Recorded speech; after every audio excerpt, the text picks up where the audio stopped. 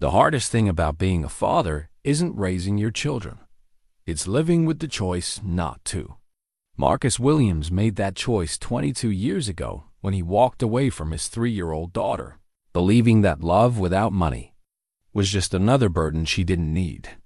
Now she sits across from him as Claire Richardson, the CEO of a billion-dollar company, asking him to pretend to be the loving father he never was. She needs 10 minutes for a promotional video about her humble roots. He agrees, but only if she listens to him first. What happens next will change both their lives forever. Can a father's love survive 2 decades of silence and regret? Before we jump back in, tell us where you're tuning in from. And if this story touches you, make sure you're subscribed because tomorrow I've saved something extra special for you. The alarm clock's piercing cry cut through the pre-dawn silence of Marcus Williams' studio apartment like a blade through paper. 5:30 in the morning, same as every day for the past 15 years.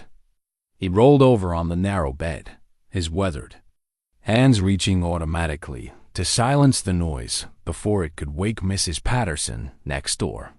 At 62, she needed her sleep more than he needed to announce his early rising to the world. Marcus sat up slowly, his back protesting the movement. With familiar aches that had become old friends. The apartment was smaller than most people's closets, he imagined, but it was clean, organized, and paid for. The worn work boots by the door caught the streetlight filtering through the thin curtains. Those boots had walked 1,000 miles through office buildings, cleaning floors that belonged to people who never learned his name. They'd carried him through the hardest decision of his life, and now they carried him to work that mattered. The coffee maker gurgled to life as Marcus moved through his morning routine with the precision of a man who had learned to find comfort in structure. Shower, shave, coffee, then 20 minutes of reading before heading to the East Side Community Center where he'd worked for the past 8 years. The newspaper lay folded on his small kitchen table, but this morning it remained untouched. His mind was elsewhere, pulled toward a memory that had been haunting him more frequently lately. 22 years ago, in an apartment not much different from this one, but in a far worse neighborhood, Marcus had knelt beside a toddler's bed and made the hardest choice a father could make. Claire had been 3 years old, all bright eyes and infectious giggles, blissfully unaware that her father was about to disappear from her life forever. The eviction notice had been taped to their door for a week. The heat had been shut off for longer, and Marcus, 26 years old and working 3 jobs that still couldn't keep them afloat, had realized that love wasn't going to be enough.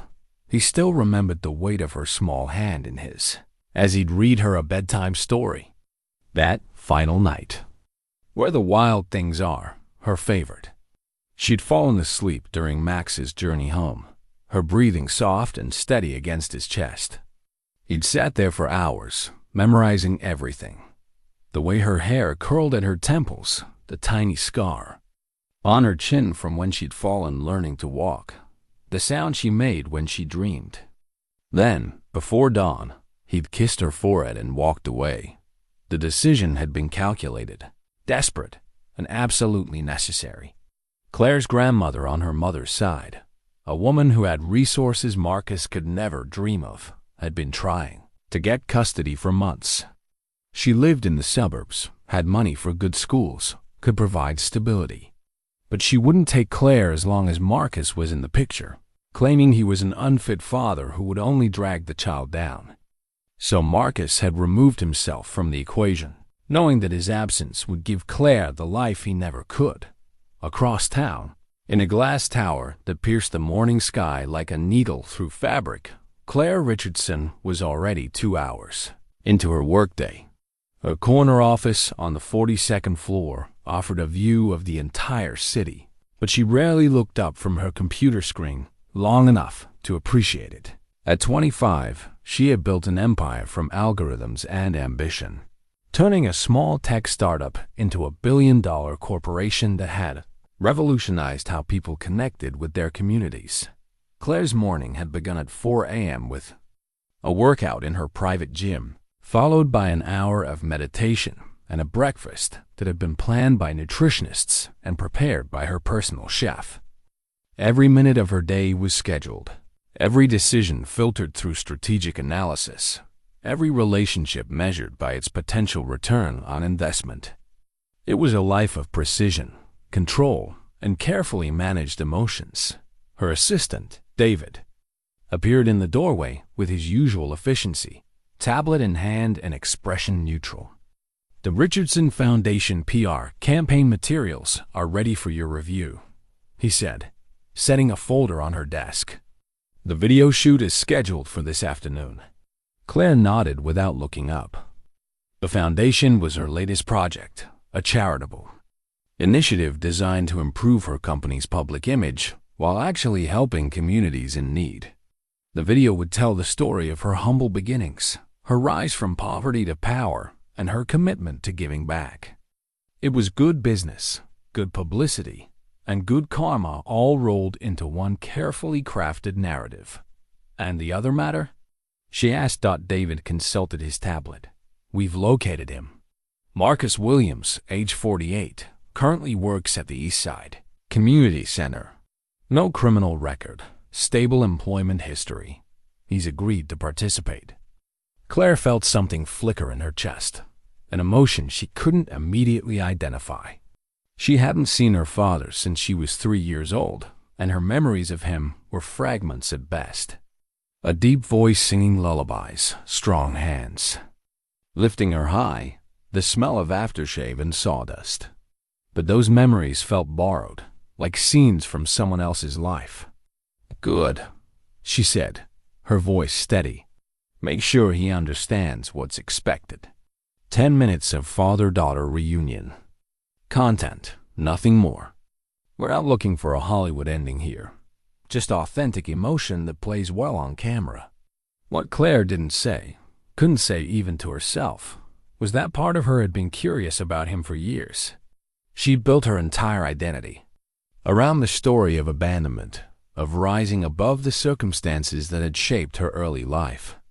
Marcus Williams was both the villain of that story and the reason it resonated so powerfully with audiences. People loved a comeback story, especially one that began with a father walking away from his responsibilities. The phone call had been surreal. After 2 decades of silence, she'd had her people track him down as if he were any other business asset to be acquired. The conversation had been brief, professional, transactional. She'd explained what she needed. He'd listened without saying much, and eventually he'd agreed. No emotional outbursts, no attempts to explain or justify the past. Just a simple, I'll be there, that had somehow left her feeling both relieved and disappointed. Back in his apartment, Marcus finished his coffee and prepared for a day he'd been dreading since the phone call 3 days ago. He'd known this moment would come eventually. Claire's success had made her a public figure, and public figures needed compelling narratives. He'd followed her career from a distance, reading every article, watching every interview, feeling a mixture of pride and heartbreak that never seemed to diminish with time. Mrs. Patterson knocked on his door as he was gathering his things for work. She was a small woman with silver hair and eyes that missed nothing, a retired teacher who had appointed herself the building's unofficial mother figure. You look troubled, Marcus, she said, studying his face with the practiced eye of someone who had spent 40 years reading the moods of teenagers. Something weighing on your mind? Marcus had confided in Mrs. Patterson over the years, sharing pieces of his story during late-night conversations in the building's small courtyard. She knew about Claire, about the choice he'd made, about the guilt that followed him like a shadow. She wants to see me, he said simply. Mrs. Patterson nodded as if she'd been expecting this news. After all these years? For business. She needs her father for a promotional video. 10 minutes of pretending we have a relationship. The older woman was quiet for a long moment, her weathered hands adjusting the scarf around her neck. And what do you need, Marcus? It was a question he'd been asking himself since the phone call. What did he need from this reunion? Forgiveness seemed too much to hope for. Understanding might be possible. But what he needed most, what he'd needed for 22 years, was the chance to explain that walking away had been the most loving thing he'd ever done. "I need her to know I never stopped being her father," he said. "I just stopped being present." Mrs. Patterson reached out and squeezed his arm. "Then you tell her that, and you make sure she really hears you." As Marcus made his way to the community center, his mind wandered through the years that had led him here. After leaving Claire, he'd thrown himself into work, any work that would keep him busy enough to avoid thinking about what he'd lost. He'd cleaned offices, worked construction, delivered packages, always moving, always earning just enough to send anonymous money orders to help with Claire's expenses. He'd never signed them, never included notes, but he'd made sure she had what she needed for school supplies, field trips, the small extras that made childhood brighter. The community center had become his redemption. Working with families in crisis, helping fathers find ways to stay with their children, mediating between parents and social services, it was his penance and his purpose rolled into one. He'd prevented dozens of families from experiencing what he and Claire had gone through, but he'd never been able to heal the wound he'd created in his own life. Claire's driver picked her up at 11:30 for the short trip to the hotel where they'd arranged to meet. She'd chosen neutral ground, a conference room at the Meridian downtown, elegant enough for good lighting but sterile enough to keep emotions from overwhelming the practical purpose of their reunion. The video crew would arrive at 1 o'clock, giving them 30 minutes to get reacquainted before the cameras started rolling dot as the car wound through traffic. Claire found herself studying her reflection in the tinted window. She had her mother's eyes, everyone had always told her, but she wondered if there was something of Marcus in her features too. The strong jawline, perhaps, or the way she tilted her head when she was thinking. She'd spent so many years defining herself in opposition to his absence that she'd never considered what parts of him might have stayed with her. The hotel conference room was exactly what she'd expected, anonymous corporate.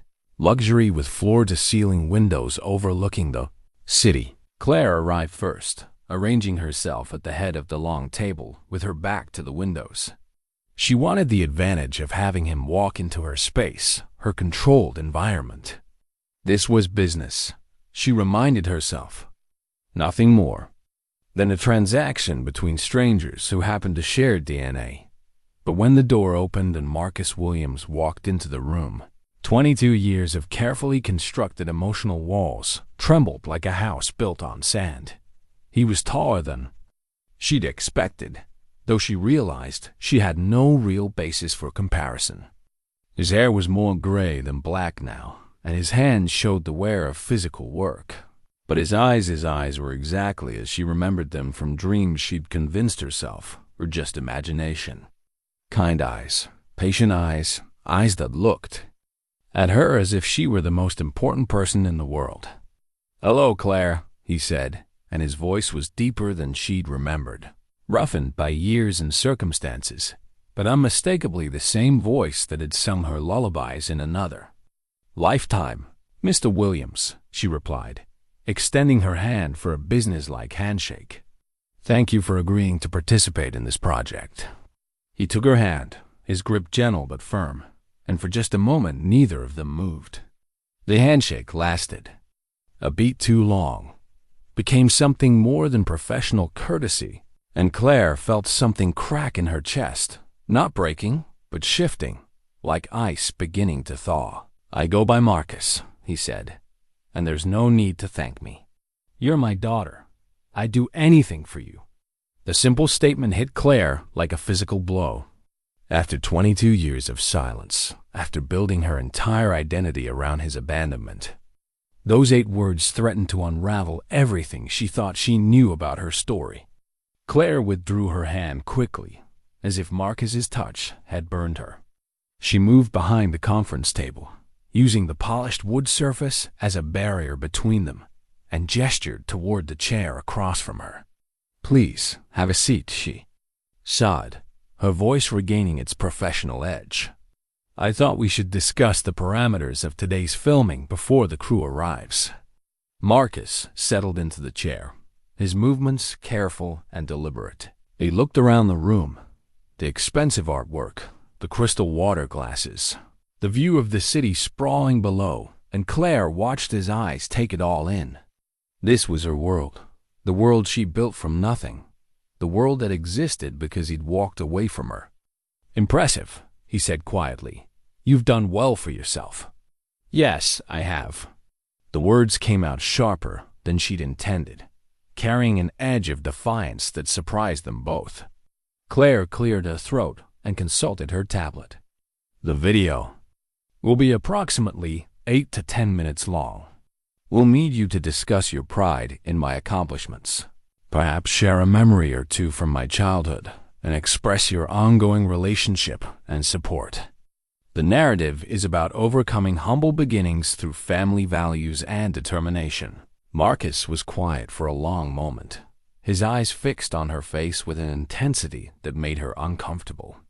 She'd grown accustomed to people looking at her with calculations behind their eyes, what they could gain from knowing her, how they could benefit from her success. But Marcus looked at her as if he were memorizing her features, as if he couldn't quite believe she was real. "That's a nice story," he said finally. "But it's not our story. It's the story we need," Claire replied. "My company is launching a major charitable initiative. The foundation will provide resources for underprivileged communities, educational programs, family support services. The promotional campaign needs to establish my credibility as someone who understands these communities from personal experience. And you need a father for that credibility." It wasn't a question, and the quiet certainty in his voice made Claire's cheeks flush. "I need authentic content that resonates with our target audience. A successful businesswoman who maintains strong family ties despite challenging circumstances. It's a powerful narrative." Marcus leaned back in his chair, and something shifted in his expression. The careful politeness faded, replaced by something Claire couldn't identify. Not anger exactly, but a kind of weary disappointment that cut deeper than any accusation. "You want me to pretend to be your loving father for 10 minutes, he said, "to help you sell your story about overcoming the poverty and abandonment that shaped your childhood." "That's correct. And in return?" Claire had anticipated this question. "The foundation will make a significant donation to the community center where you work. $50,000 for new programs and facilities." Marcus was quiet again, his fingers drumming softly against the table surface. Claire found herself watching his hands, noting the calluses and small scars that spoke of years of physical work. These weren't the hands of a man who'd lived comfortably, who'd abandoned his responsibilities to pursue an easier life. $50,000 would help a lot of families, he said. "Yes, it would. And all I have to do is lie on camera about being the father I never was." The word lie hung in the air between them like an accusation. Claire felt something tighten in her chest, a defensive anger that flared before she could control it. "You forfeited the right to object to narratives about our relationship when you walked away," she said. "I'm offering you a chance to contribute something positive to my life for the first time in 22 years.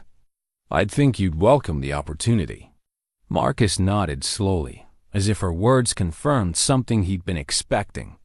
When he spoke again, his voice was gentler, but there was steel underneath. "I'll do it," he said. "I'll sit in front of your cameras and tell the world what a wonderful, loving father I've been. I'll talk about how proud I am of your success and how our strong relationship helped you overcome adversity. I'll give you exactly the performance you need." Relief flooded through Claire, followed immediately by something that felt uncomfortably like disappointment. She'd expected more resistance, more attempts to negotiate or explain. His quick agreement felt almost like another abandonment. "Good," she said. The crew should be here within the hour. We can use that time to rehearse some talking points but I have a condition." Claire looked up from her tablet, irritation flickering across her features.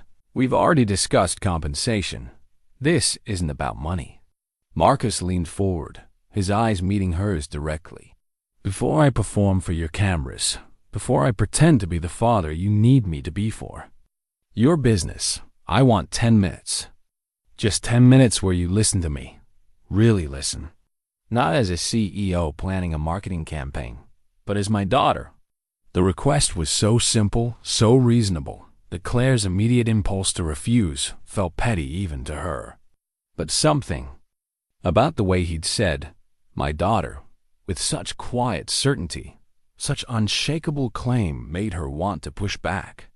"What would be the purpose of that conversation?" she asked. "To tell you the truth. I know the truth. You left when I was 3 years old. You chose to walk away from your responsibilities as a father. That's the truth." Marcus was quiet for so long that Claire began to think he wouldn't respond. When he finally spoke, his voice was barely above a whisper. "That's what happened," he said. "But it's not why it happened, and the why changes everything." Claire felt something shift inside her chest, like a door she'd kept locked for decades, suddenly rattling in its frame. She'd built her entire identity around the story of abandonment and triumph, the narrative of succeeding despite her father's failure. But the man sitting across from her didn't look like a man who'd failed his responsibilities. He looked like a man carrying the weight of an impossible choice. 10 minutes, she said finally, "but then you do exactly what we've agreed. No deviation from the script, no attempts to rewrite history for the cameras. You give me those 10 minutes, and I'll give you the performance you need. That's all I'm asking for." Claire glanced at her watch. The video crew would arrive in 45 minutes. Her assistant would be checking in soon, and she had 3 conference calls scheduled for later that afternoon. 10 minutes was nothing in the context of her day, barely a footnote in her carefully managed schedule. But as she looked across the table at Marcus Williams, this stranger who claimed to be her father, this man who'd shaped her life through his absence, she suspected those 10 minutes might change everything she thought she knew about herself. "Fine," she said, closing her tablet with a decisive snap. "You have 10 minutes, starting now." Marcus took a deep breath, his hands folding together on the table's surface. When he looked up at her, Claire saw something in his eyes that she'd never seen before, something that made her chest tighten with an emotion she couldn't name. "Thank you," he said simply. "That's all I've wanted for 22 years. Just a chance to explain." And as the city hummed with life 42 floors below them, as Claire's empire continued running on the momentum of her carefully planned success, father and daughter sat in a sterile conference room and prepared to excavate a truth that had been buried for more than 2 decades. The silence stretched between them, heavy with the weight of years and unspoken words. Claire found herself studying Marcus's face, searching for traces of the man she might have remembered from childhood. But those memories felt like stories someone else had told her, fragments that might have been dreams or wishful thinking. "Where do you want me to start?" Marcus asked. Claire's throat felt suddenly tight. For all her preparation, for all her strategic planning, she realized she had no idea how to hear the truth about the defining moment of her childhood. She'd spent 22 years crafting a narrative that made sense of his absence, and now he was offering to tear it down and rebuild it entirely. "Start at the beginning," she said. "Tell me why you left." Marcus reached into his jacket pocket and withdrew a worn leather wallet, the kind that had seen decades of use and careful maintenance. From it, he pulled out a small photograph, edges soft with handling, colors faded, but image still clear. He placed it on the table between them, and Claire found herself looking at a picture of herself as a 3-year-old. Gap-toothed smile bright as sunshine, small hands clapping with delight. "I've carried this for 22 years," Marcus said, quietly. Every wallet I've owned, every job I've worked, every day I've wondered if I made the right choice. This picture has been with me through all of it. Claire stared at the photograph, recognition hitting her like a physical blow. She remembered this moment, or thought she did. The kitchen of their old apartment. Flour everywhere because they'd been trying to make pancakes and she'd insisted on helping. The way he'd laughed when she'd gotten more flour on herself than in the bowl. The camera flashed and it startled her into that brilliant smile. "You kept it," she said, her voice smaller than she'd intended. "I kept everything I could." Marcus's fingers touched the edge of the photograph gently, as if it were made of spun glass. But that's not where the story starts. The story starts 3 days before this picture was taken, when I got the eviction notice. He leaned back in his chair, his eyes distant with memory. We were living in a one-bedroom apartment in Riverside, about as far from here as you can get and still be in the same city. Rent was $400 a month, which might as well have been $4,000 for all the luck I was having keeping. Up with it. I was working 3 jobs cleaning office buildings at night, loading trucks during the day, and washing dishes at a diner on weekends. 60, sometimes 70 hours a week, and I was still falling behind. Claire found herself leaning forward despite her resolve to maintain professional distance. This wasn't the story she'd constructed in her mind, the narrative of a man who'd simply decided fatherhood was too much trouble. "Your mother had died 8 months earlier," Marcus continued, and Claire felt the familiar pang that always accompanied mentions of the mother she barely remembered. "Cancer. The medical bills ate through everything we'd saved, everything we'd hoped to build together. After she was gone, it was just you and me, and I was drowning." He paused, his fingers working the edge of the photograph, as if the motion helped him organize his thoughts. "I want you to understand something, Claire. I wasn't a deadbeat. I wasn't running from responsibility or looking for the easy way out. I was a 26-year-old man with a 3-year-old daughter, no education beyond high school, and a mountain of debt that grew bigger every month, no matter how many hours I worked. But you have me," Claire said, the words coming out before she could stop them. "We had each other." Marcus's smile was heartbreaking in its gentleness. "Yes, we did. And you were everything to me. Everything. You were the reason I got up every morning. The reason I worked until my hands bled. The reason I kept fighting when everything felt hopeless. But love doesn't pay rent, sweetheart. Love doesn't keep the heat on or put food in the refrigerator." The endearment "sweetheart" hit Claire like a punch to the chest. She hadn't been anyone's sweetheart in years, had built walls specifically to prevent that kind of intimacy. But hearing it from him, in that voice she remembered from dreams, made something inside her crack open. "The eviction notice gave us 10 days, Marcus said. 10 days to come up with $800 in back rent plus late fees, or we'd be out on the street. I had maybe $40 to my name. I sold everything we owned that had any value, our television, my tools, your mother's jewelry that I'd been saving for when you got older. It wasn't enough." Claire's hands clenched in her lap. She wanted to interrupt, to tell him he could have found another way, but something in his expression stopped her. This wasn't a man making excuses. This was a man reliving the worst period of his life with the clarity that comes from years of examining every decision. "I spent 3 days calling every agency, every charity, every church in the city," Marcus continued. "Most of them had waiting lists months long. A few offered temporary shelter, but they separated families, men in one facility, women and children in another. I couldn't." His voice broke slightly, and he cleared his throat before continuing. "I couldn't be separated from you, not when you'd already lost your mother." "So what happened?" Claire asked, though part of her already dreaded the answer. "Your grandmother called." Marcus's expression hardened slightly, not with anger but with the memory of pain. "Eleanor Richardson. Your mother's mother." We hadn't spoken since the funeral, but somehow she'd heard about our situation.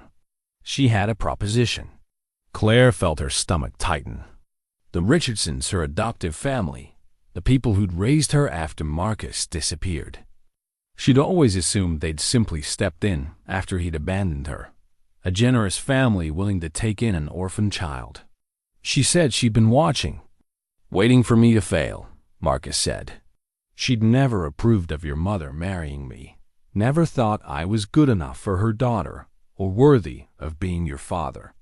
She said she had the resources to give you everything I couldn't: good schools, stable housing, college tuition, opportunities I could never provide. And you believed her?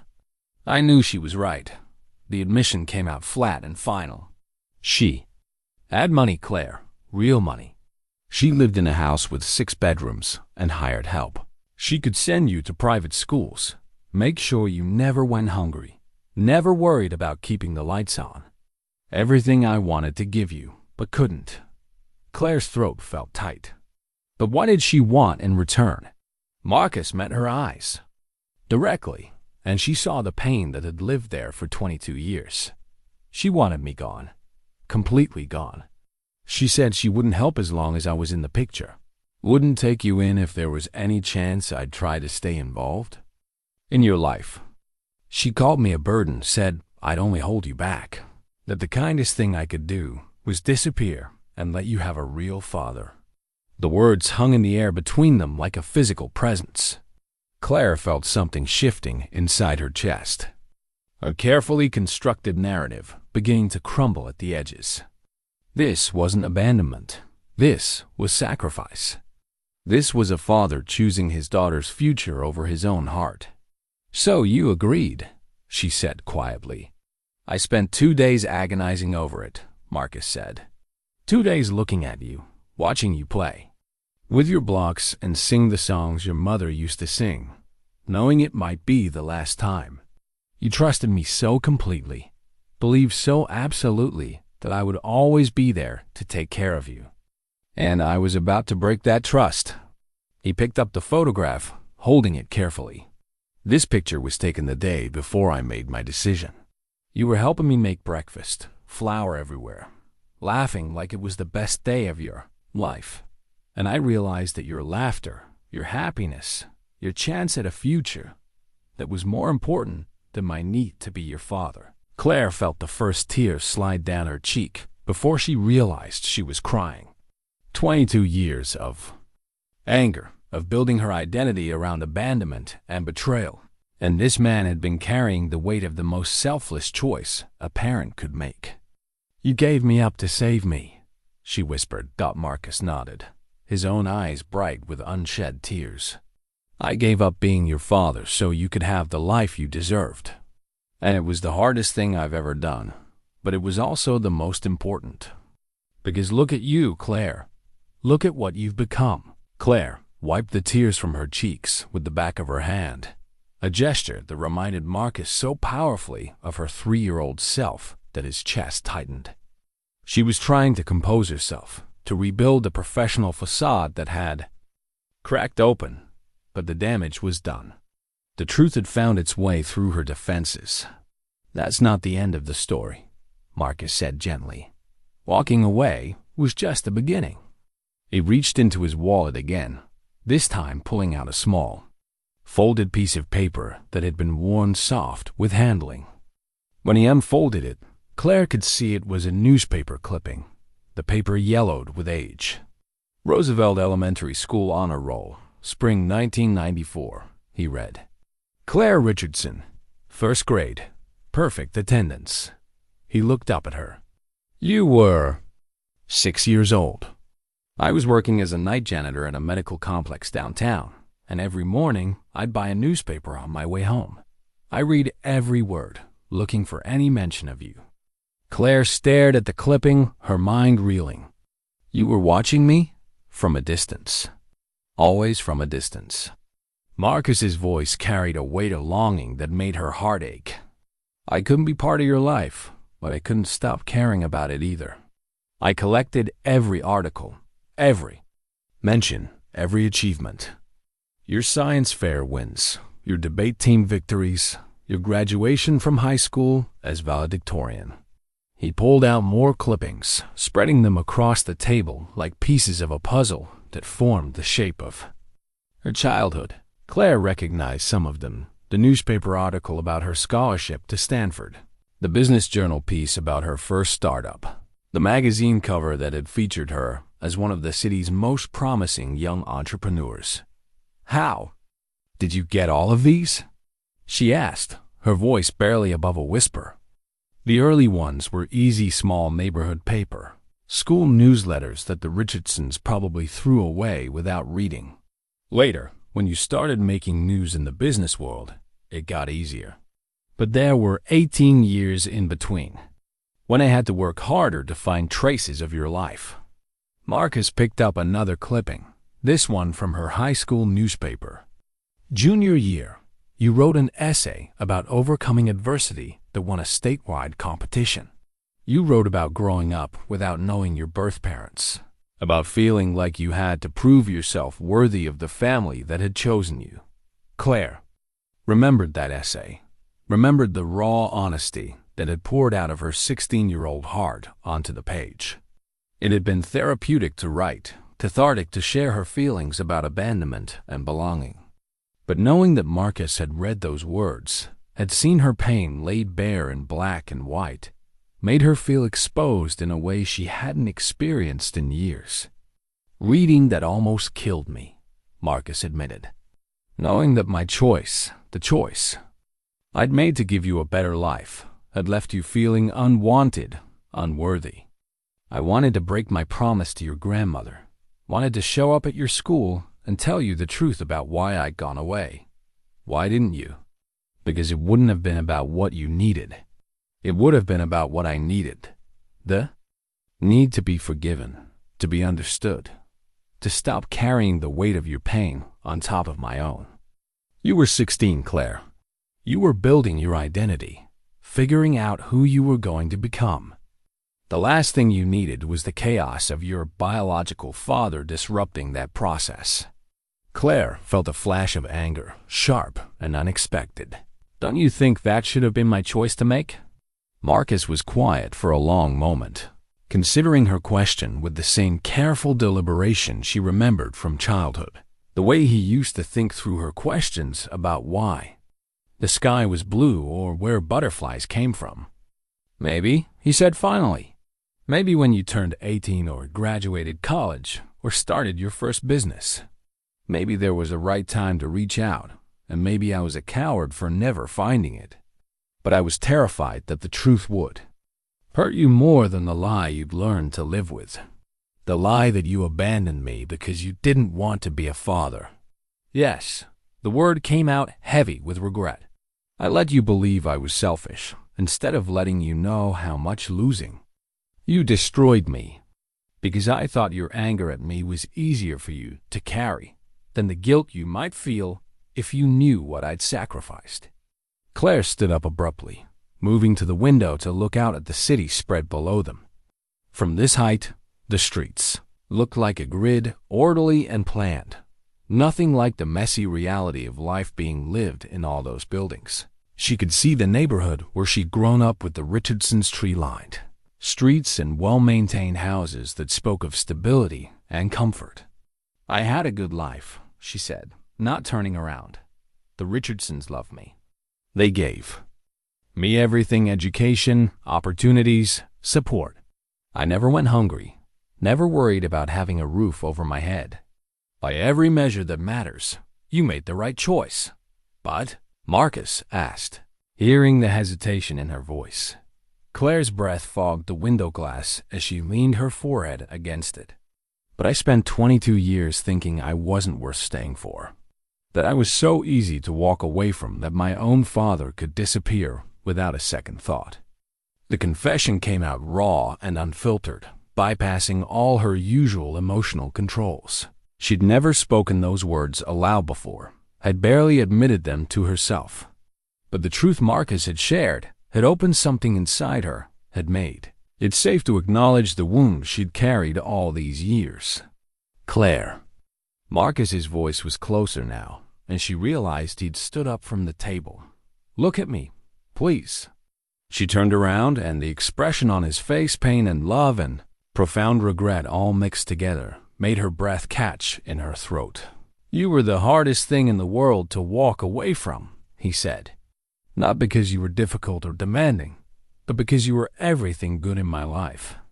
You were joy and hope and purpose, all wrapped up in this tiny person who trusted me completely. Walking away from you didn't take a second thought. It took every ounce of strength I had, and it broke something inside me that never healed." He pulled out one more item from his wallet, and Claire's breath caught when she saw what it was. A scholarship letter, not just any scholarship letter, but the one from Stanford that had changed the trajectory of her entire life. "How do you have that?" she asked, her voice shaky. Marcus looked down at the letter, his expression complicated. "Because I helped pay for it." The words hit Claire like a physical blow. She sank back into her chair, staring at him with a mixture of disbelief and dawning understanding. "What do you mean? You helped pay for it?" "The scholarship covered tuition and room and board, but there were other expenses. Books, supplies, travel costs, the computer you needed for your computer science classes. The Richardsons were comfortable, but they weren't wealthy. I could see them struggling to cover the extras without taking away from your experience." Claire's mind was racing, connecting dots she'd never thought to connect before. The anonymous donations to my student account. Marcus nodded. "Every semester for 4 years. I worked overtime shifts, took on weekend jobs, sold everything I owned that had any value. I lived on rice and beans for months at a time just to make sure you had what you needed. But why didn't you tell me? Why didn't you let me know it was you? Because that would have defeated the purpose." Marcus's voice was gentle but firm. "You needed to believe in yourself, needed to know that you'd earned your success through your own merit and hard work. If you'd known your biological father was still in the picture, still trying to provide for you, it would have complicated everything. You would have felt obligated, guilty, confused about your loyalty to the Richardsons." Claire felt tears threatening again, but this time they were tears of a different kind, not the grief of abandonment, but the overwhelming emotion of discovering that she'd been loved and protected all along, just from a distance she'd never imagined. "You've been watching over me for 22 years, she said. "Every day," Marcus confirmed. "Every achievement, every setback, every milestone. When you started your first company, and it failed within 6 months, I wanted so badly to call you to tell you that failure is just part of the journey. When you met David Richardson at that business conference and started dating him, I worried he wasn't good enough for you. When you gave your TED Talk about innovation and social responsibility, I was in the audience, sitting in the back, crying, like a proud father. The revelation that he'd been at her TED Talk, an event that had been pivotal in establishing her public reputation, made Claire feel dizzy with the implications. How many other moments had he witnessed from the shadows? How many times had she been performing her success for an audience that included the father she thought had forgotten her existence? "This is too much," she said, pressing her palms against her temples. "This changes everything I thought I knew about my life, about myself."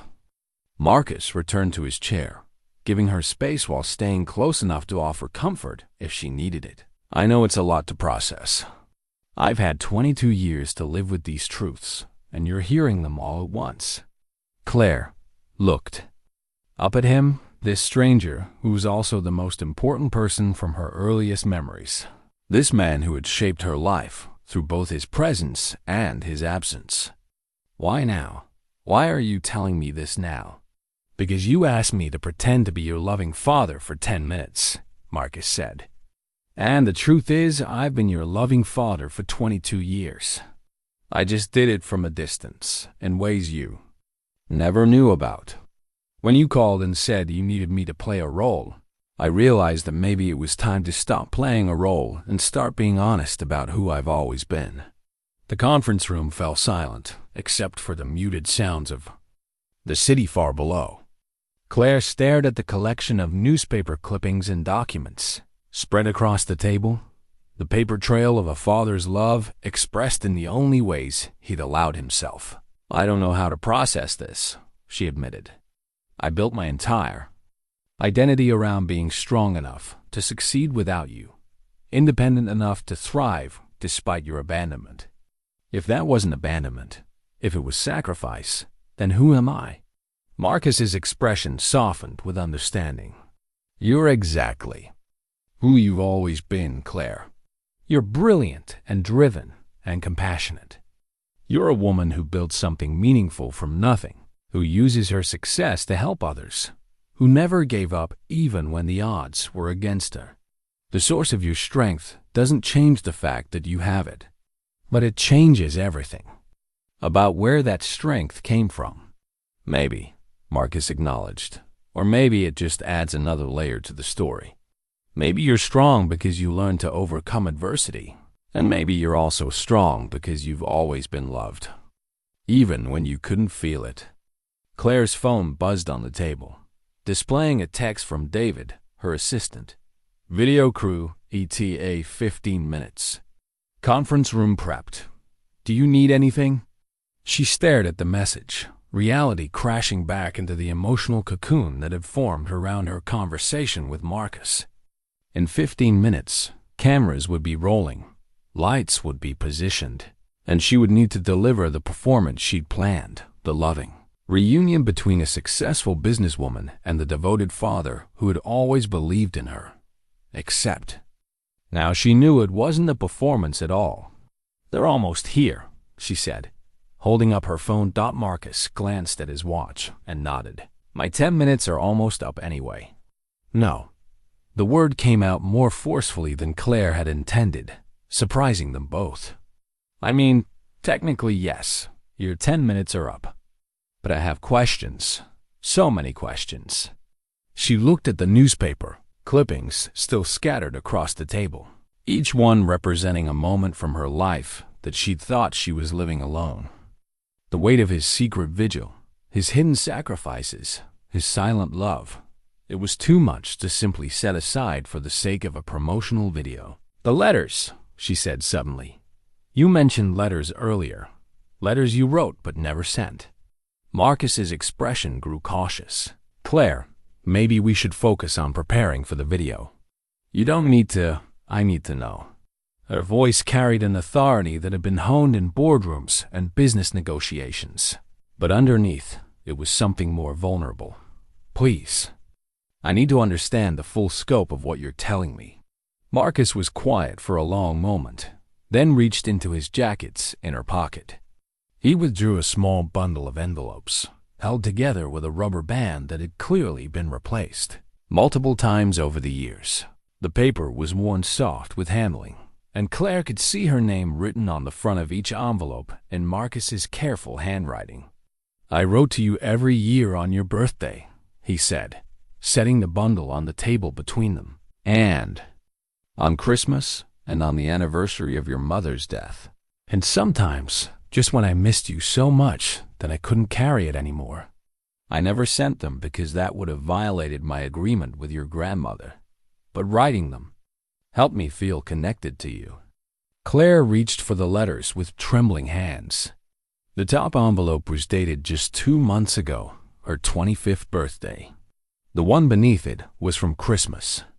Below that, her 24th birthday, then Christmas before that, stretching back in careful chronological order to what must have been her 4th birthday, the first one after he'd walked away. 22 years of letters, she whispered. 22 years of things I wanted to tell you but couldn't. Claire opened the most recent letter, dated just 2 months earlier. Marcus's handwriting had remained remarkably consistent over the years, the same careful script she remembered from birthday cards when she was very small. "My dearest Claire," she read aloud, her voice catching slightly on the endearment. "Today you turn 25, and I find myself thinking about all the birthdays I've missed, all the moments I've watched from the sidelines of your life. This year has been extraordinary for you. Your company went public. You were featured on the cover of Forbes, and you gave that speech at the Global Innovation Summit that moved me to tears. She looked up at Marcus. You watched my speech online? I've watched everything you've ever done that was publicly available. Every interview, every presentation, every panel discussion. I have a folder on my computer with over 300 saved videos. The revelation made Claire feel simultaneously cherished and exposed. She'd given that particular speech about the responsibility of successful people to lift up their communities, never imagining that her biological father was in the audience, even if only virtually. She continued reading. I hope you know that your success brings me joy, not because it validates the choice I made, but because it shows the world what I've always known, that you are extraordinary. You have your mother's compassion and your own unique brilliance, and you're using both to make the world better. Claire's voice trailed off as emotion overtook her. The letter went on for 2 pages, filled with pride and love and the intimate knowledge of someone who had been paying close attention to her life, even from a distance. It wasn't the letter of a man who had abandoned his daughter. It was the letter of a father who loved his child deeply and had found a way to express that love even within the constraints he'd accepted. How do you know so much about my life? She asked. Not just the public achievements, but the personal details. You mentioned David here, my assistant David, not David Richardson, whom I never married despite your earlier concern. You know about my favorite coffee shop, about the charity. Work I do on weekends that's never been publicized. Marcus looked uncomfortable, as if he'd been caught in something he wasn't proud of. I may have gone beyond just reading newspaper articles and watching public videos. What does that mean? It means I've occasionally driven by your office building, or the community center where you volunteer, or the coffee shop where you meet with your book club every 3rd Thursday. Never to approach you, never to interfere, just to catch glimpses of the woman you'd become. Claire stared at him, processing the implications. You've been stalking me. The word hung between them like an accusation, and Marcus flinched as if she'd slapped him. I wouldn't call it stalking, he said carefully. I never followed you home, never invaded your privacy, never did anything that would make you feel unsafe. I needed to see that you were okay, that you were happy, that the choice I'd made had been worth it. Claire felt a complicated mix of emotions violation at the invasion of her privacy, but also a strange comfort in knowing she'd been watched over, protected from afar. It was the kind of behavior that would be concerning from a stranger, but from a father who had given up everything to ensure her well-being, it felt more like love expressed in the only way he'd allowed himself. The coffee shop incident last month, she said suddenly, remembering a moment that had puzzled her at the time. There was a man who paid for my order and left before I could thank him. Older, wearing a work jacket. Marcus nodded, looking embarrassed. You looked tired. You'd been working late all week on the foundation proposal. I just wanted to do something small to brighten your day. And the homeless shelter where I volunteer, someone's been making anonymous donations in exact amounts to cover the shortfalls in their budget. The Richardson Foundation does good work, but bureaucracy is slow. People need help now, not after a 6-month approval process. Claire leaned back in her chair, overwhelmed by the scope of his invisible presence in her life. For 22 years, she thought she was entirely on her own, building her success through pure determination and the support of her adoptive family. But now she was discovering that she'd had a guardian angel all along, someone who had been quietly ensuring she had what she needed while asking for nothing in return. I don't know how to feel about this, she admitted. Part of me is grateful, and part of me feels like my privacy has been invaded, and part of me is angry that you made these choices without consulting me. You have every right to be angry. Marcus said, I crossed lines that shouldn't be crossed. I justified it by telling myself I was honoring the spirit of my promise to your grandmother, while finding ways to still be your father. But the truth is, I was selfish. I needed to feel connected to you, even if you never knew I was there. Claire opened another letter, this one from 5 years earlier when she'd been struggling with her first major business failure. The company she'd poured everything into had collapsed within months of its launch, leaving her financially devastated and questioning everything she thought she knew about entrepreneurship. My dear Claire, she read, I know you're hurting right now, and I wish I could be there to tell you that failure is just part of the journey to success. I failed at so many things before I found my calling at the community center. Your mother failed her first semester of college before she became the brilliant teacher she was meant to be.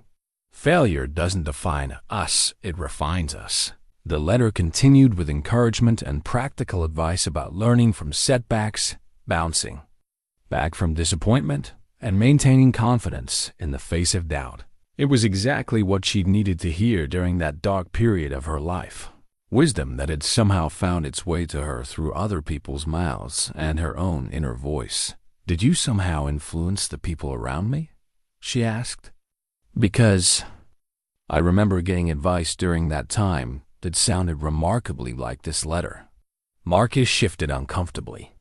I may have occasionally found ways to ensure that people in your life had access to resources or perspectives that might help you. Nothing direct, nothing that could be traced back to me. But if someone you trusted happened to have a conversation with someone who knew someone who had experience with business recovery strategies, well, sometimes helpful information finds its way to the people who need it. Claire's phone buzzed again, more insistently this time. David's voice came through in a brief voicemail. The video crew is in the lobby.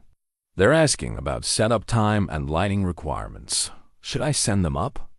The reality of the situation crashed back over Claire like a wave. In a matter of minutes, she would need to transform from a daughter discovering the truth about her father's love into a CEO, delivering a carefully crafted performance for her company's benefit. The emotional whiplash felt almost unbearable. I need to call this off, she said suddenly, reaching for her phone. Claire, no. Marcus's voice was firm but gentle. Don't change your plans because of what I've told you. The work you're doing with the foundation is important. The community center needs that funding. But how can I ask you to lie on camera about being the loving father you never were when you've actually been the loving father I never knew about? Marcus smiled, and for the first time since he'd walked into the conference room, Claire saw genuine warmth in his expression rather than the careful restraint he'd been maintaining. Who says it would be lying? Before Claire could respond, there was a knock on the conference room door. David peered in, his expression professionally neutral, despite the obvious tension he must have sensed in the room. I'm sorry to interrupt, he said, but the video crew is ready to set up. They're estimating about 20 minutes for lighting and sound, then you'll be ready to shoot. Claire looked at Marcus, then back at David. The weight of the decision pressed down on her. Proceed with the original plan and create a false narrative about their relationship, or find some way to tell the truth without betraying the promise. Marcus had made 22 years ago. Give us 5 more minutes, she told David. Then send them up. After David left, Claire turned back to Marcus. I can't do this. I can't sit in front of those cameras and pretend we've had a loving relationship. All these years when I've only just learned the truth about why you left. Then don't pretend, Marcus said simply. What do you mean? Tell the truth. Not the whole truth. That's our story to share when and how we choose. But tell the truth about what matters. Tell them that you discovered your father made a sacrifice to give you opportunities you wouldn't have had otherwise.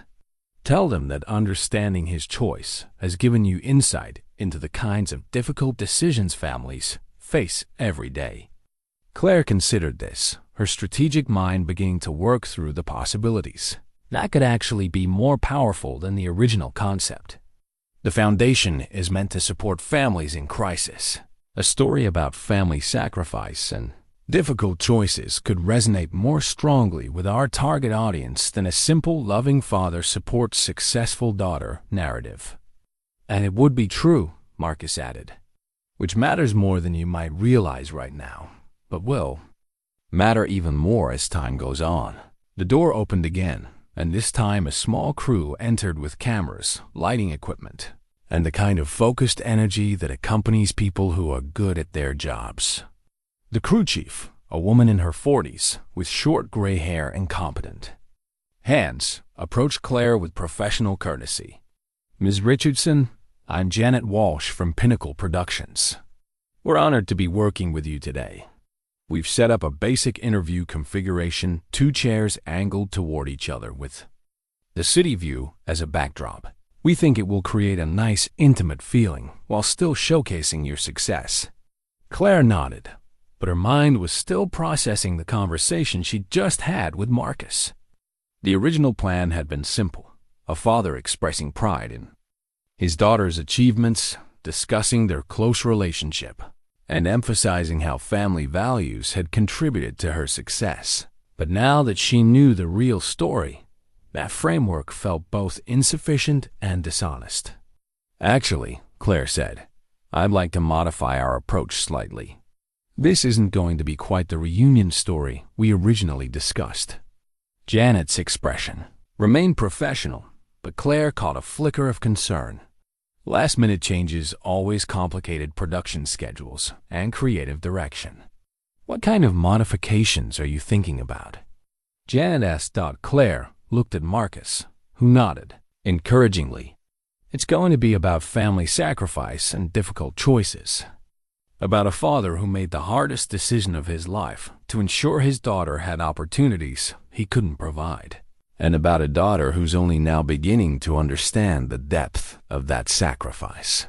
"That could be very powerful," Janet sighed, her interest clearly piqued. "More emotional weight than a standard success story.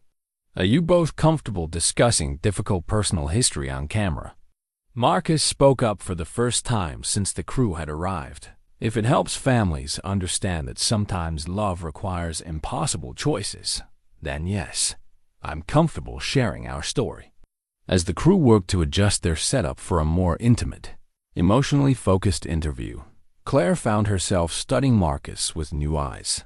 The man she'd thought of as a stranger, as someone who had walked away from his responsibilities, was actually someone who had carried the weight of an impossible choice for more than 2 decades. He'd lived with the pain of separation while ensuring she had everything she needed to succeed. "There's something else," she said quietly, moving closer to Marcus while the crew adjusted their equipment. "The community center where you work.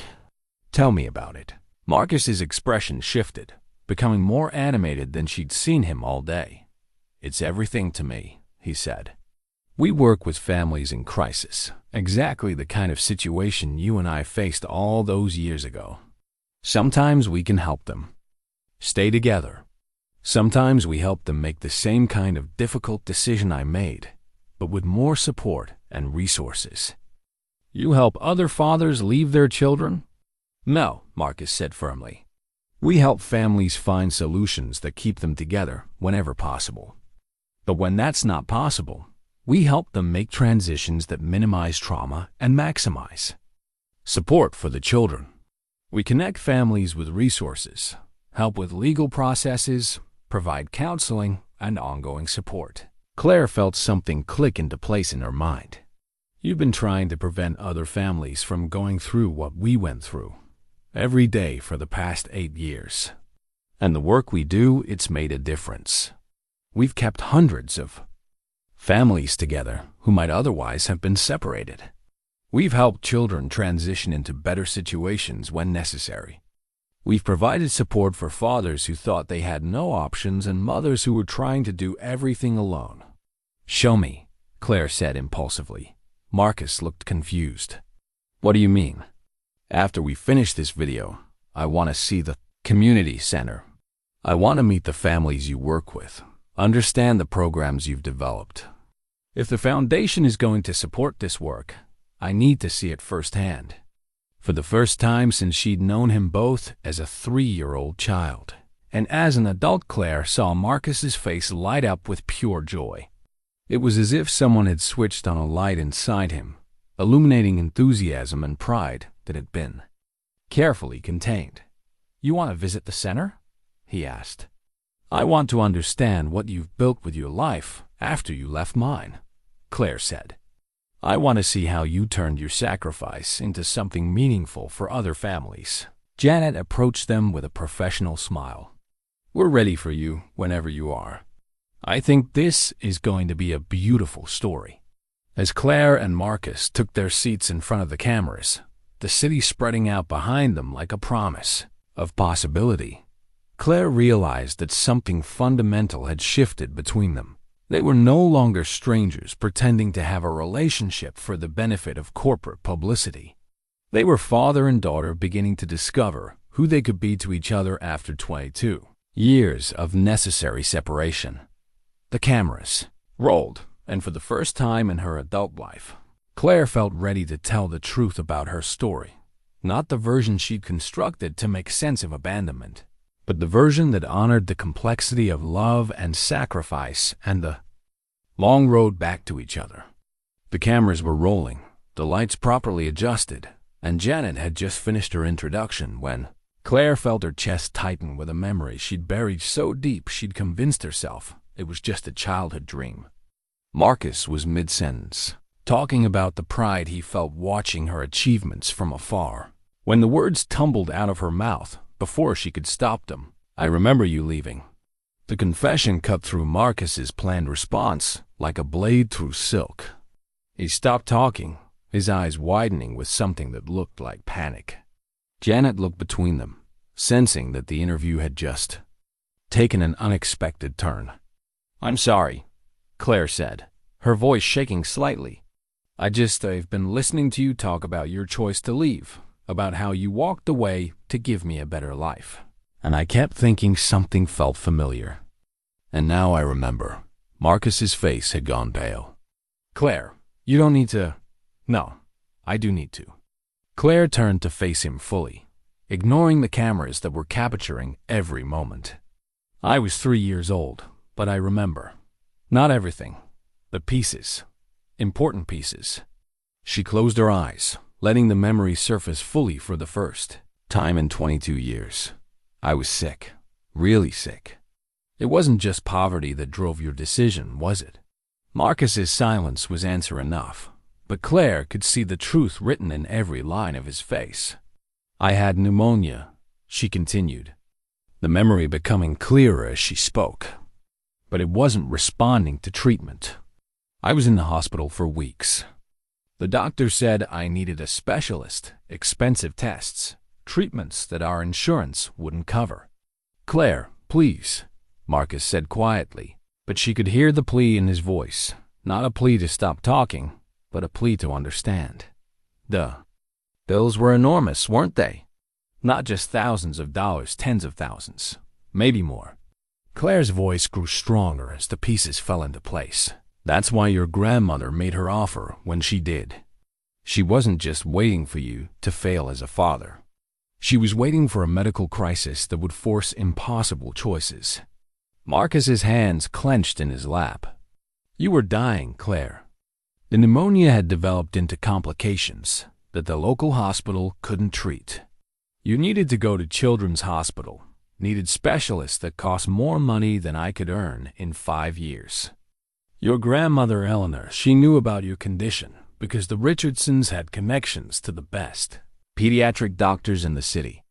Claire felt tears beginning to fall, but they weren't tears of sadness. They were tears of understanding, of puzzle pieces finally clicking into place after decades of confusion. "She told you I could get the treatment I needed, but only if you were out of the picture completely," Claire said, "because her insurance would cover me as their dependent. But not if my biological father was still involved in my care." "The doctors gave us a timeline," Marcus said, his voice breaking. Without proper treatment, you had maybe 2 weeks. With treatment, full recovery was almost guaranteed. But the treatment required immediate intervention, and it required resources I didn't have. Janet, who had been watching this exchange with the fascination of someone witnessing a story unfold in real time, leaned forward slightly. Are you saying that your decision to leave wasn't just about poverty? It was about saving your daughter's life? Marcus nodded, unable to speak for a moment. When he found his voice again, it was barely above a whisper. I had 12 hours to decide. 12 hours to choose between staying with my dying daughter or walking away so she could live. Claire's memory was flooding back now. Details she'd suppressed or forgotten rushing to the surface like air bubbles rising from deep water. I remember being in the hospital room. You were there every day, sleeping in that uncomfortable chair, reading to me, even when I was too sick to respond. You were so small in that hospital bed, Marcus said. So fragile. The machines beeping, the oxygen mask that was almost bigger than your face. I would have done anything to trade places with you.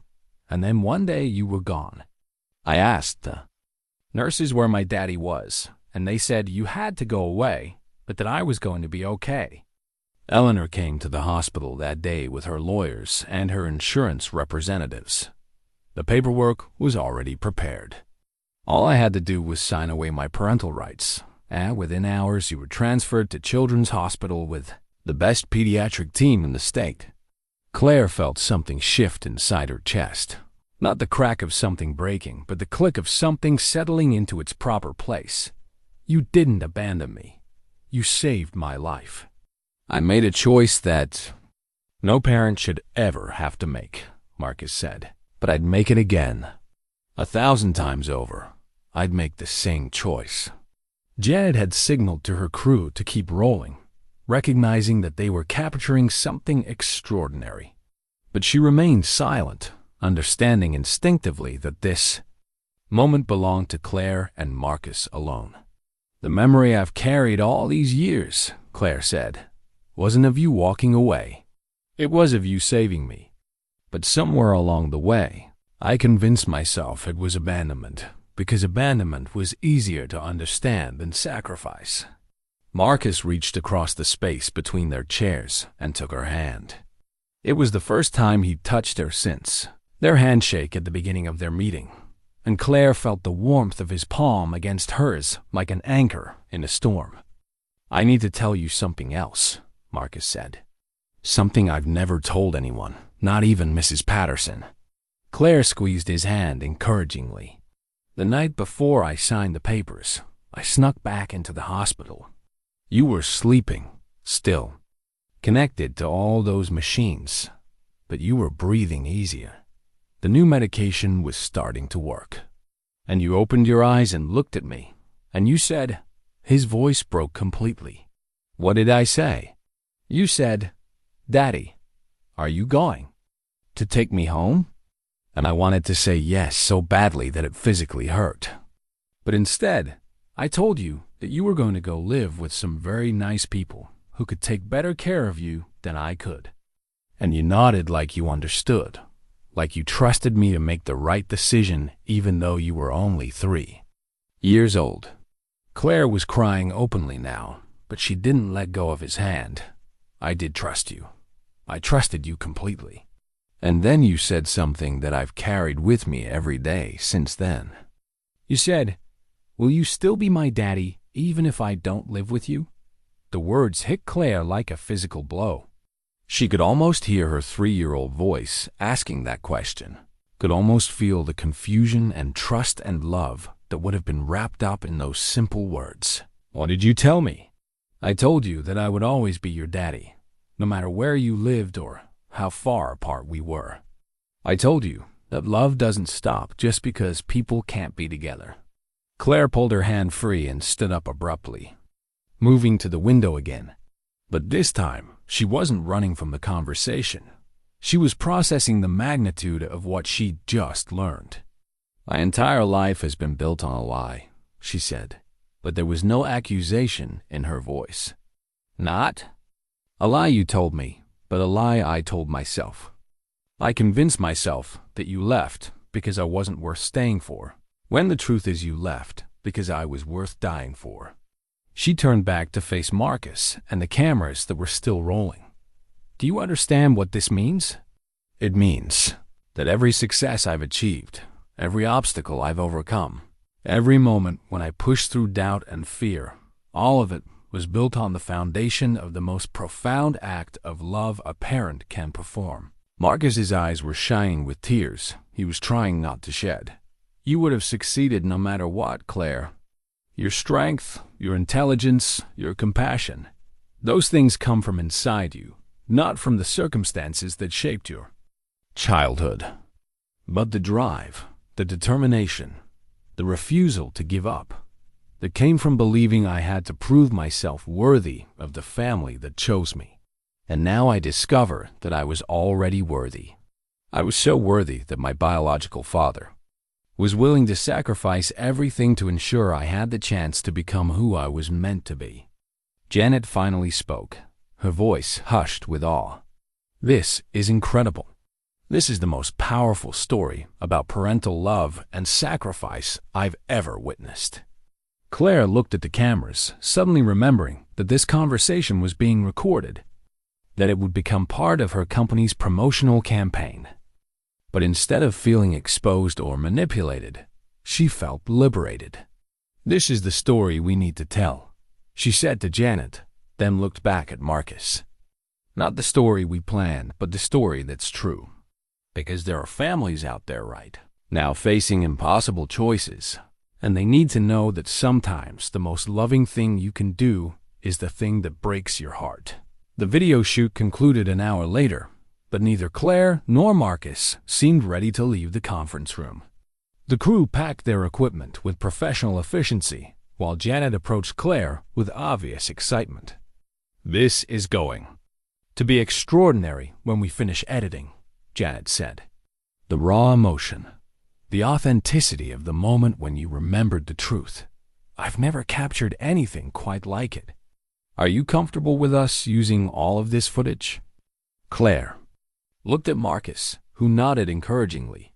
"Yes," she said, "but I want to see the rough cut before it's finalized. This isn't just a promotional tool anymore. It's our story, and I want to make sure it's told with the respect it deserves." After the crew left, Claire and Marcus found themselves alone again, but the dynamic between them had shifted completely. The careful politeness of their initial meeting had been replaced by something deeper, more complex. They were no longer strangers navigating a business transaction, but father and daughter trying to figure out how to bridge 22 years of separation. "I meant what I said earlier," Claire said, settling back into her chair. "I want to see the community center. I want to understand the work you've built your life around." Marcus glanced at his watch. "It's almost 3 o'clock. Most of the families we work with will be there for afternoon programming. Are you sure you want to do this today? It's been an emotional morning." "Especially today," Claire said firmly. "I need to see how you've turned your experience into something that helps other people. I need to understand the full scope of what you've been doing while I've been building my empire." They took Claire's car, a sleek sedan that felt almost absurdly luxurious, as they drove through the city toward the East Side Community Center. Marcus directed her through neighborhoods that gradually transitioned from the polished downtown core to areas that showed the wear and tear of economic struggle. These were the neighborhoods where Claire had never ventured, despite living in the same city for most of her adult life.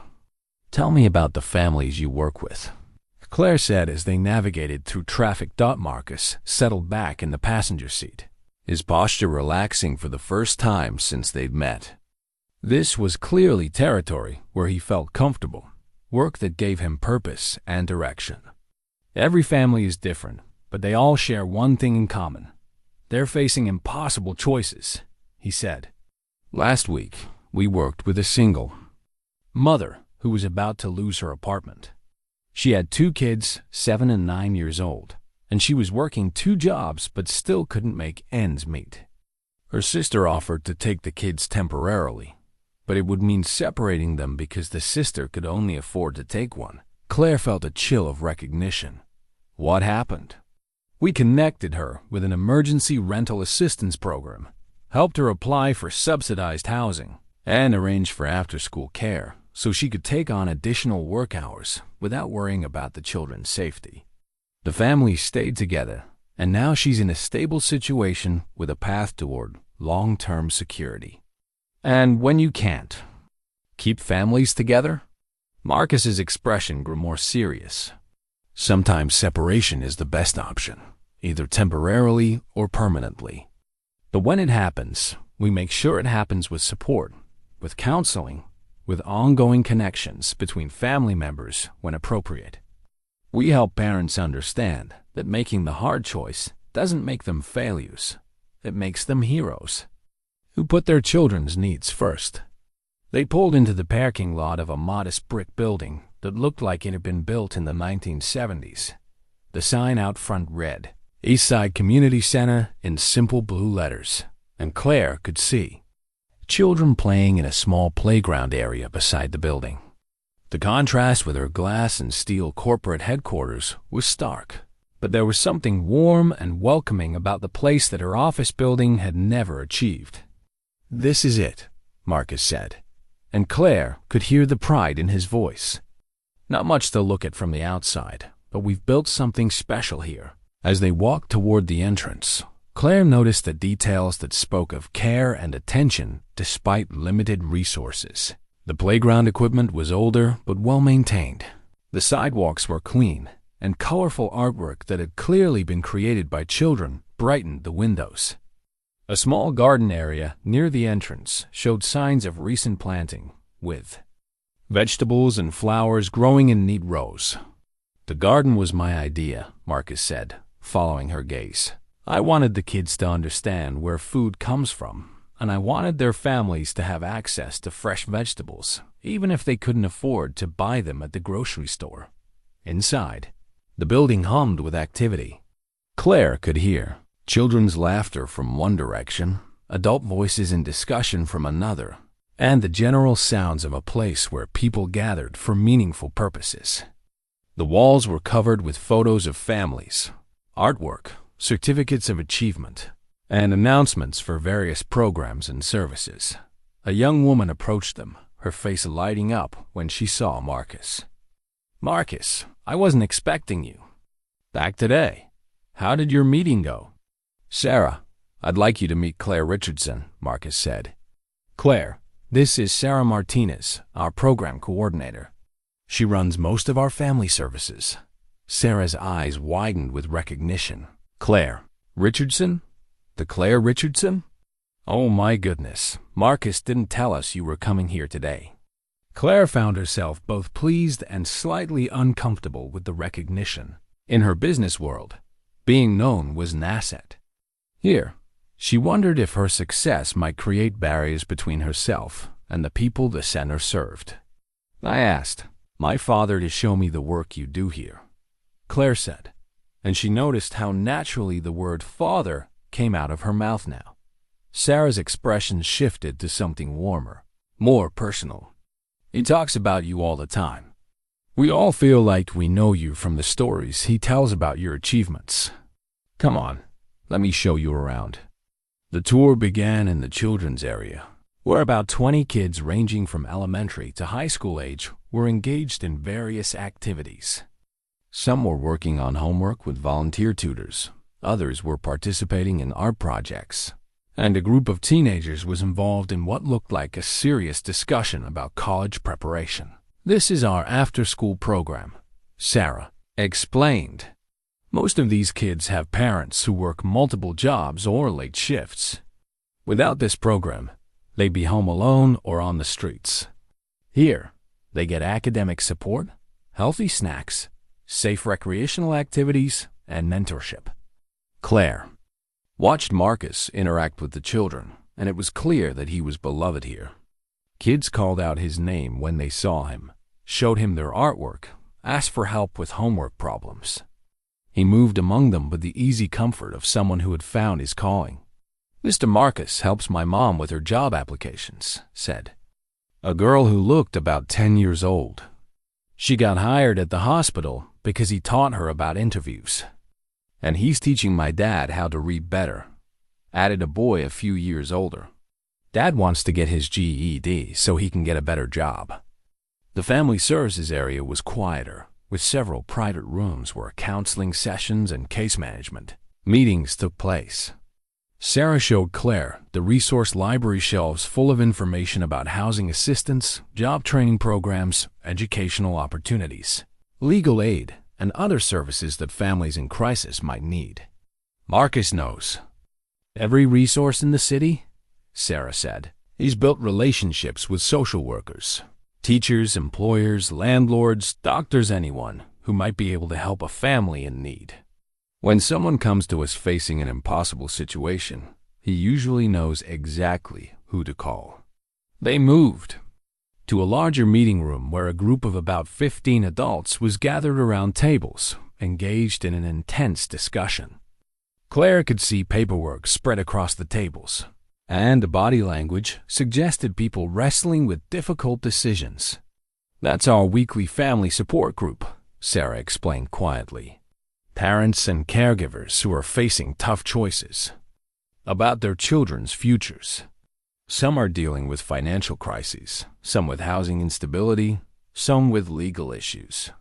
They come here to share their experiences and get advice from people who understand their situations. Claire found herself drawn to the group, curious about the conversations happening around those tables. These were people facing variations of the same impossible choice Marcus had faced 22 years ago, and they were finding support and wisdom from others who had walked similar paths. "Can we sit in for a few minutes?" Claire asked. Marcus looked surprised. "Are you sure? These are very personal discussions." "I'm sure. If the foundation is going to support this work effectively, I need to understand what families are actually going through." Sarah checked with the group facilitator, who welcomed Claire and Marcus to observe from chairs at the back of the room. The discussion was led by a woman named Teresa, who had clearly been through her own struggles and emerged as someone others trusted for guidance. "The hardest part," one father was saying, "isn't making the decision. It's living with it afterward, wondering if you made the right choice." Claire felt Marcus stiffen beside her, and she realized this conversation was probably more personal for him than he had anticipated. "I gave up custody of my son temporarily so he could stay with my sister while I get clean," a woman shared. "It's been 6 months, and I see him every weekend, but I know he's confused about why Mommy doesn't live with him anymore. How do I explain that I love him so much that I had to let him go?" Another parent nodded in understanding. "I placed my daughter with a family who could afford her medical treatments. She's thriving, but she's also forgetting me.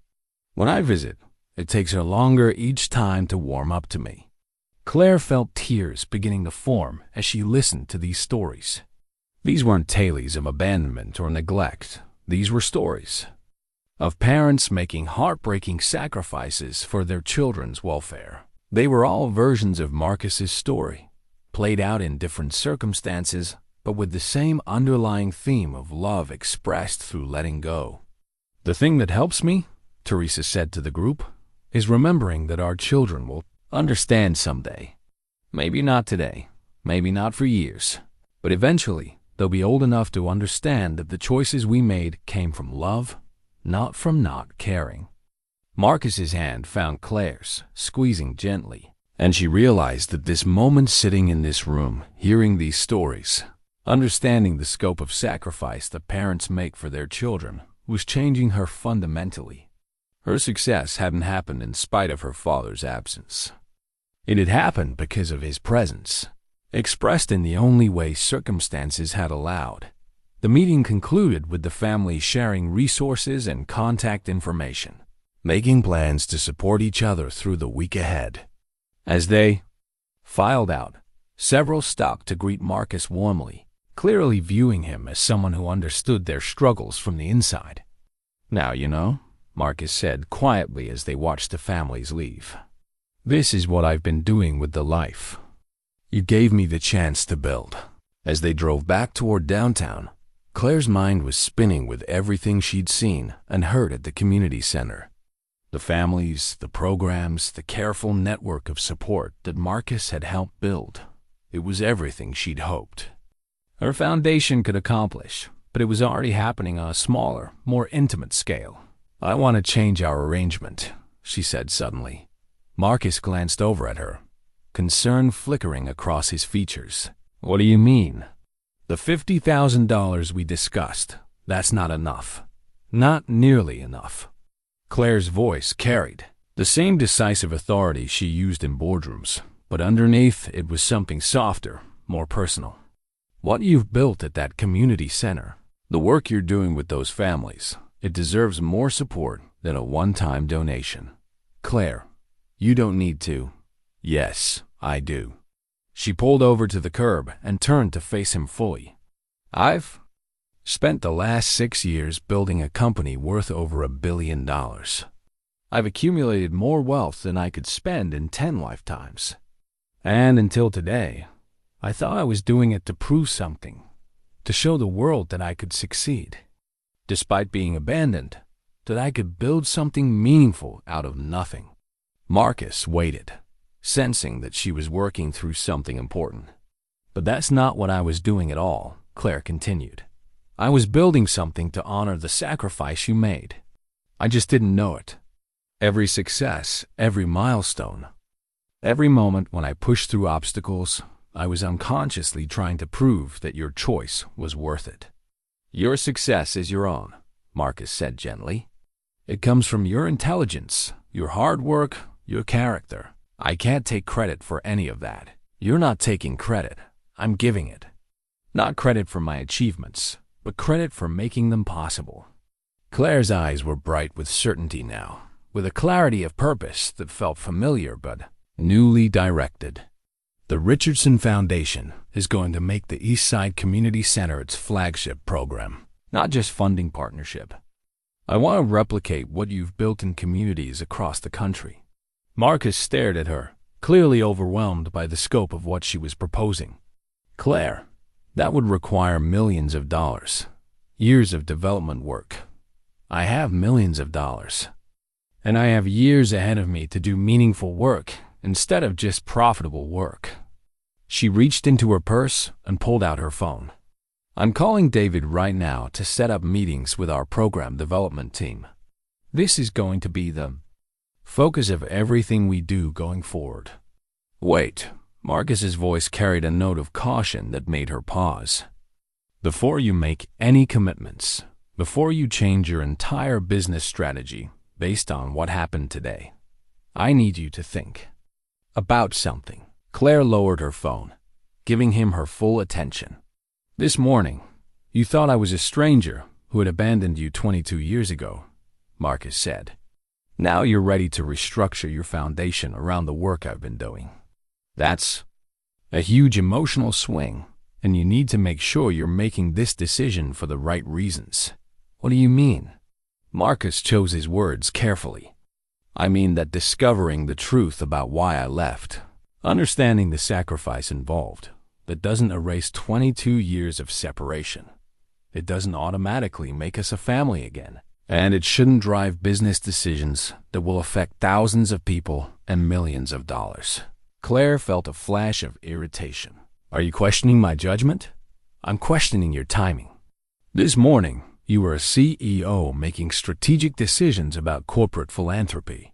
Tonight, you're a daughter who's just learned that everything she believed about her childhood was wrong. Those are two very different people, and they might make very different choices." The insight stung because it was accurate. Claire had built her career on careful analysis, strategic thinking, and emotional control. But the conversation with Marcus had stripped away all of those protective layers, leaving her feeling raw and reactive. "So what are you suggesting?" she asked. "I'm suggesting that you take some time to process what you've learned before you commit to anything. The community center will still be here in a month or 6 months, or whenever you've had time to think clearly about what you want to do. Claire was quiet for a long moment, her trained business mind wrestling with the emotional impulses that were driving her toward immediate action. She knew Marcus was right. Good decisions weren't made in the heat of emotional revelation. But she also knew that the work she'd seen at the community center was exactly the kind of impact she'd been hoping to achieve with the foundation. "There's something you're not considering," she said finally. "Maybe I'm not being reactive. Maybe I'm finally being clear about what I want to accomplish. I spent years searching for meaningful ways to use my success to help other people. Today I found exactly what I've been looking for. And if that's true, then taking time to plan properly will only make the outcome better," Marcus replied. "Good work requires good planning, not just good intentions." Claire smiled despite her frustration. "You sound like a father giving advice to his daughter." "Maybe because that's exactly what I am doing." The simple statement hung in the air between them, carrying the weight of 22 years of separation and the tentative hope of reconnection. Claire felt something shift inside her chest, not the crack of breaking, but the gentle expansion of possibility. "Is that what this is?" she asked quietly. "Are we actually going to try to be father and daughter again?" Marcus was quiet for a long moment, his hands folded in his lap as he considered the question that neither of them had directly addressed despite everything they'd shared. "I'd like that more than anything in the world," he said finally. "But I don't know if it's possible. We're not the same people we were 22 years ago. You've built a life, an identity, a way of being in the world that doesn't include me. I've done the same thing. We can't just pick up where we left off, because where we left off, you were 3 years old." Claire felt tears threatening again, but they were different tears than she'd shed earlier in the day. These were tears of grief, not for the father she'd lost, but for the relationship they'd never had the chance to build. "So where does that leave us?" she asked. "It leaves us starting over," Marcus said. "Getting to know each other as the adults we've become. Learning whether we actually like each other, not just love each other. Figuring out what kind of relationship makes sense for two people who share DNA and history, but not much else." Claire wiped her eyes with the back of her hand, a gesture that was becoming familiar. "That sounds scary." "It is scary. There's no guarantee it will work. We might discover that we're too different, that too much time has passed, that the people we've become aren't compatible as family members. But we might also discover that we are compatible." "Yes," Marcus said, and for the first time since. They'd gotten in the car. He smiled. "We might discover that the foundation is strong enough to build something new on." Claire pulled a small card from her wallet, her personal business card, not the corporate one she handed out at networking events. She wrote something on the back and handed it to Marcus. "That's my personal phone number," she said. "Not my assistant's number, not my office number. Mine. I want you to call me. Not for business, not for the foundation. Just to talk. Maybe we start with coffee once a week, or lunch, or just phone calls when one of us has had a difficult day." Marcus took the card, handling it as carefully as he'd handled the photograph earlier. "Are you sure? Once we start down this path, it changes everything. You can't go back to thinking of me as the father who abandoned you. I can't go back to being a stranger who watches your life from a distance. I don't want to go back," Claire said with certainty. "I want to go forward. I want to see what we can build together, starting from where we are now."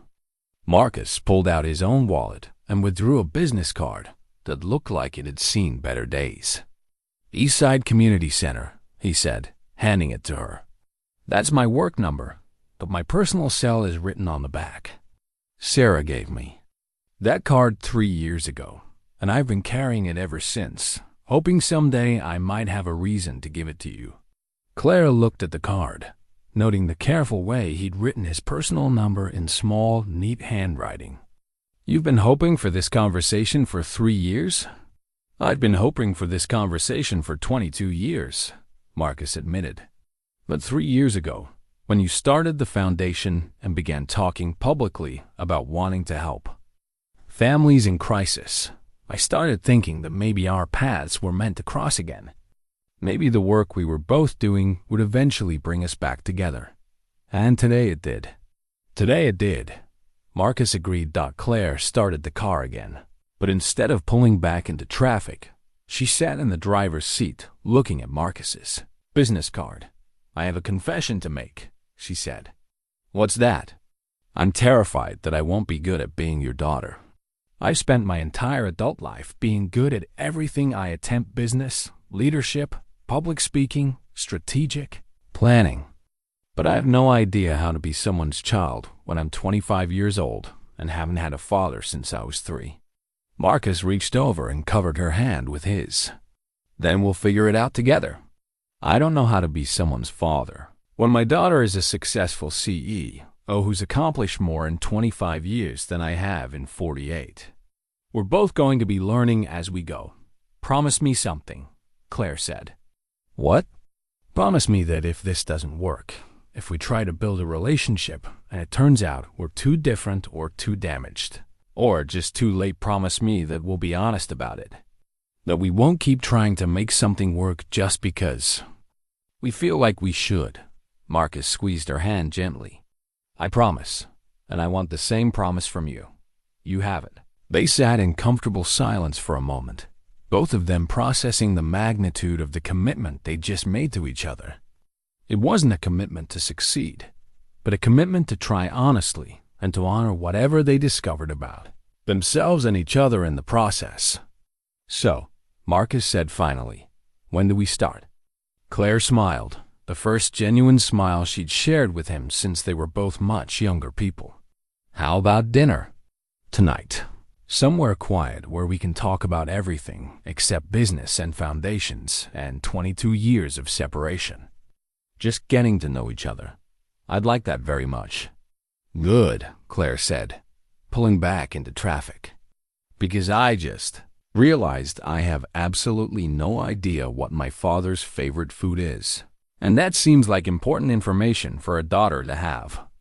6 months later, Claire stood in the main hall of the Eastside Community Center, watching as Mayor Patricia Williams cut the ribbon for the newly expanded Family Services Wing. The expansion had been funded by the Richardson Foundation's first major grant, but more importantly, it represented the beginning of what had become Claire's most meaningful work. "I can't believe how much has changed in such a short time," Sarah Martinez said, approaching Claire with a clipboard and the slightly frazzled expression of someone managing a large public event. Claire nodded, looking around at the crowd gathered for the ribbon cutting.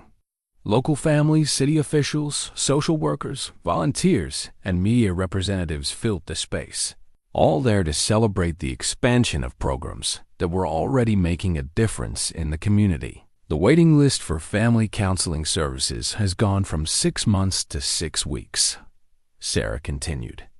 The Emergency Assistance Fund has helped 43 families avoid eviction or utility shutoffs. And the job training program has placed 18 people in full-time employment. "Those are good numbers," Claire said, but her attention was focused on a different part of the crowd. Near the back of the room, Marcus was in deep conversation with a young father who looked overwhelmed and exhausted. She could see Marcus listening intently, occasionally nodding or asking gentle questions, providing the kind of support that couldn't be measured in statistics, but made all the difference in individual lives. The past 6 months had been a journey of discovery for both of them. Their weekly dinners had evolved from awkward conversations between strangers to comfortable exchanges between people who genuinely enjoyed each other's company. Claire had learned that Marcus was funnier than she'd expected, with a dry wit that emerged when he felt relaxed. Marcus had discovered that Claire's business success hadn't made her arrogant or distant, but rather more curious about how privilege and resources could be used to create positive change. They'd also learned that rebuilding a relationship was messy, non-linear work. There had been difficult conversations about the years they'd missed, Moments of mutual frustration when their different life experiences created misunderstandings, and periods when they'd both wondered if they were trying too hard to create something that might not be sustainable. But there had also been moments of genuine connection. The afternoon when Claire had called Marcus from her office, crying with frustration over a business deal that had fallen apart, and he'd listened, without trying to fix anything, just letting her process her disappointment. The evening when Marcus had shared stories about her mother that Claire had never heard, helping her understand the woman who had died when she was too young to form lasting memories. "Ms. Richardson?" A young woman approached with a microphone and a press badge. "I'm Jessica Chun from Channel 7 News. Could I get a quick interview about the Foundation's work here?" Claire nodded, straightening her shoulders as she shifted into the professional mode that had become second nature over the years. But as she prepared to answer questions about funding and programs and community impact, her eyes found Marcus across the room. He looked up at that moment. Their gazes met, and he smiled. The warm, proud smile of a father watching his daughter succeed at work that mattered to both of them. The interview went smoothly, with Claire discussing the Foundation's plans to replicate the East Side model in other communities, the importance of family-centered social services, and the belief that supporting parents was ultimately the best way to support children. But when the reporter asked her about her personal connection to the work, Claire's answer surprised even herself. "This work is personal for me because I understand what it means to be part of a family that faced impossible choices," she said. "My father made sacrifices to ensure I had opportunities he couldn't provide, and that experience taught me that love sometimes requires letting go. But it also taught me that with the right support systems, families can stay together even when circumstances are challenging." After the interview, Claire found herself standing next to the memorial wall that had become one of her favorite features of the expanded center. The wall was covered with photos and brief stories of families who had been helped by the center's programs, children who had stayed in stable homes, parents who had found employment, families who had avoided separation through crisis intervention. "Proud of you," Marcus said, appearing beside her with 2 cups of coffee from the refreshment table. "For what? Writing a check?" "For everything. For caring enough to write the check, for taking the time to understand the work before you committed, to supporting it, for treating the families here as partners rather than charity cases." He handed her one of the coffee cups. "But mostly for giving us a chance to figure out who we are to each other." Claire sipped her coffee, considering his words. "I used to think that success meant proving I could thrive without needing anyone. Now I think it means understanding how we're all connected, how supporting each other makes everyone stronger." "That sounds like something your mother would have said," Marcus observed. "She always believed that individual success was meaningless if it didn't contribute to community well-being." The mention of her mother no longer brought the sharp pang of loss it once had. Through Marcus's stories, Claire had developed a clearer picture of the woman who had shaped her earliest years, and that understanding had become a source of comfort rather than grief. "I've been thinking about something," Claire said. "Next month marks the 2nd anniversary of when I started the foundation. I want to establish an annual award for parents who make extraordinary sacrifices for their children's welfare. I want to call it the Claire Richardson Award, after my grandmother." Marcus looked surprised. "After Eleanor? Despite everything that happened?" "Because of everything that happened," Claire clarified. "She made her own impossible choice taking me in, providing for my medical care and education, loving me as her own child while knowing it meant keeping me separated from you. That wasn't easy for her either. I think it's time to honor all the adults who've shaped my life, including the ones who made decisions I didn't understand at the time." They stood together in comfortable silence, watching the celebration continue. Around them, the crowd was beginning to thin as the formal program concluded, but many families lingered, taking advantage of the opportunity to connect with each other and with the staff who supported them. "So," Marcus said eventually, "what comes next for us?" Claire smiled, the question no longer carrying the weight of uncertainty it would have 6 months earlier. "Next comes whatever we decide to build together. One conversation at a time, one shared meal at a time, one day at a time." She reached into her purse and pulled out a small wrapped package. "Happy Father's Day, by the way." Marcus looked confused. "Father's Day was last month." "I know, but last month we were still figuring out whether you were actually my father or just someone who shared my DNA. Now I know the answer." She handed him the package. "It's never too late to start celebrating the relationship you actually have instead of mourning the one you lost." Inside the wrapping was a simple silver frame containing a new photograph. The two of them at their first official father-daughter dinner, both smiling genuinely at the camera, both finally comfortable with who they were to each other. Marcus studied the photograph for a long moment, then pulled out his wallet and carefully removed the worn picture of 3-year-old Claire that he'd carried for 22 years.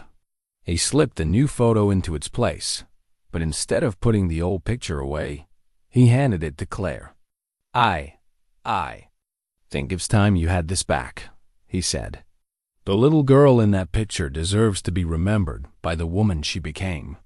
Claire took the faded photograph, seeing her 3-year-old self with new eyes, not as a child who had been abandoned, but as a child who had been deeply loved by a father who was willing to sacrifice everything for her future.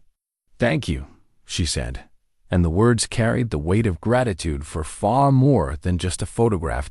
As they walked out of the community center together, father and daughter finally comfortable in each other's presence, Claire realized that some stories don't end with dramatic resolutions or perfect healing. Sometimes they end with the quiet satisfaction of understanding that love persists across time and distance, and that it's never too late to choose connection over separation, truth over comfortable lies, and hope over the fear that some things can't be repaired. The evening sun cast long shadows across the parking lot as they reached Claire's car, and for a moment neither of them moved to end their time together. "Same time next week?" Marcus asked, and Claire nodded. "Same time next week," she confirmed. "We have a lot more catching up to do."